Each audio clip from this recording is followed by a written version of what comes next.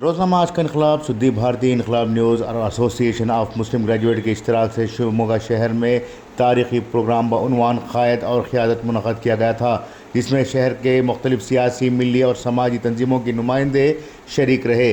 اس موقع پر مہمان خصوصی کے طور پر شرکت کرنے والے مولانا عبدالغفار حامد عمری نے خطاب کرتے ہوئے کہا کہ قیادت کے لیے سفید کپڑے کافی نہیں بلکہ شجاعت کی ضرورت ہے، اور قائد وہی بن سکتا ہے جس کے پاس احساسات اور ذمہ داری ہو۔ ملت اسلامیہ کبھی بھی قائد کے بغیر نہیں ہے، لیکن ہم نے قائد کی نشاندہی کرنے میں کوتاہی کی ہے۔ مزید انہوں نے کہا کہ ہمارے لیے سب سے بہترین قائد ہمارے نبی حضرت محمد مصطفیٰ صلی اللہ علیہ وسلم ہیں، جنہوں نے پوری زندگی میں مسلمانوں کو ہر مرحلے میں قیادت کی تعلیمات دی ہیں۔ اس موقع پر ایم جی گروپس کے چیئرمین انجینئر محمد ابراہیم نے بات کرتے ہوئے کہا کہ آج مسلمانوں کی باہمی کمزوریوں کی وجہ سے سیاسی پارٹیاں مسلمانوں کو سنجیدگی سے نہیں لے رہی ہیں اور ہر کوئی مسلمانوں کو نظر انداز کر رہا ہے، جس کی وجہ سے مسلمان اپنے آپ کو کمزور سمجھنے لگے ہیں۔ درحقیقت مسلمان یہ بھول چکے ہیں کہ وہ ایمان والے ہیں اور انہیں قیادت کس طرح سے کرنی ہے۔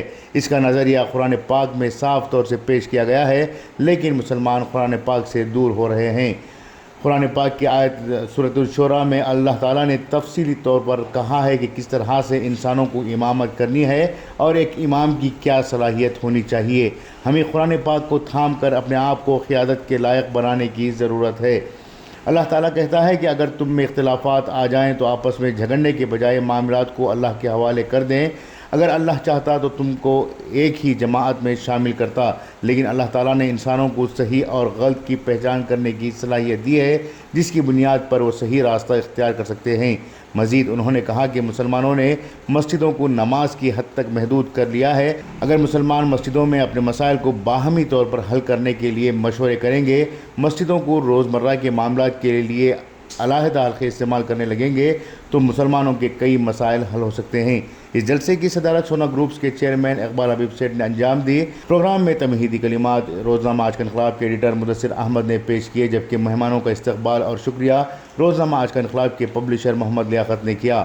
جلسے کا آغاز حافظ محمد فیضان کی تلاوت سے ہوا، جبکہ حمد باری تعالیٰ الحبیب انگلش اسکول کی طالبات زینب بی اور نعت شریف پیسٹ انجینئرنگ کالج کے طالب العلم محمد جنید نے پیش کیا۔